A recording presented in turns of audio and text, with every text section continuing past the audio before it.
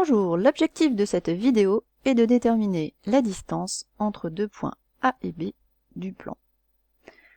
Pour cela, on munit le plan d'un repère orthonormé OIJ, c'est-à-dire tel que le triangle OIJ soit rectangle et isocèle en haut. Cette condition, on verra, est primordiale pour calculer la distance entre les points A et B.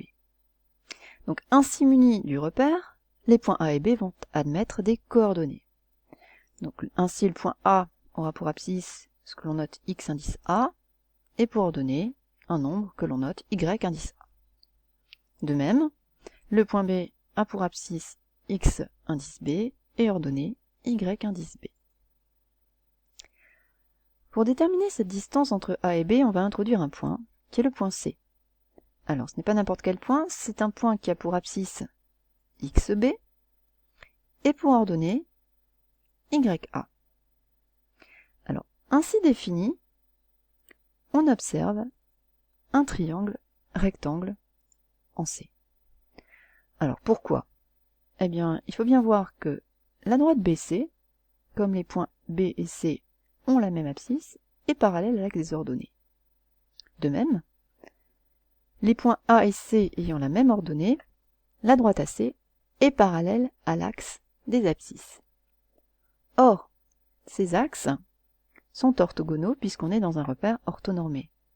Donc par parallélisme, la parallèle à l'axe des abscisses, AC, et la parallèle à l'axe des ordonnées, BC, sont elles aussi perpendiculaires.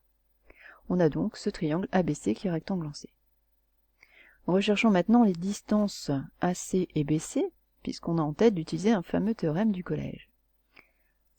Alors la distance entre A et C, ces points ayant la même ordonnée, on va faire la différence plus grande abscisse moins plus petite. Donc XB moins XA. De même, déterminons la distance BC. Ces points ayant la même abscisse, on va faire la différence plus grande ordonnée YB moins plus petite YA. On peut donc appliquer ce fameux théorème qui est le théorème de Pythagore dans le triangle ABC qui est rectangle en C. On a alors l'hypoténuse au carré, c'est-à-dire AB carré, qui est égale à la somme des carrés de l'angle droit, c'est-à-dire AC carré plus BC carré. Remplaçons ensuite nos distances AB et AC par les différences qu'on vient de définir. La formule devient AB carré égale XB moins XA au carré plus YB moins YA au carré. Comme on recherche une distance AB, c'est un nombre positif, on en déduit que AB est la racine carrée de XB moins XA carré plus YB moins YA carré.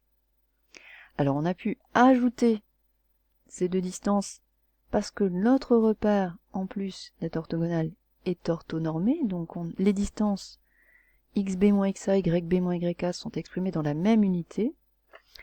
Alors, de plus, cette formule peut se généraliser à d'autres positions de A et B, mais cela, on l'admet en seconde. Donc cette formule est toujours valable, elle est à retenir, à apprendre par cœur, et il ne reste plus qu'à l'appliquer.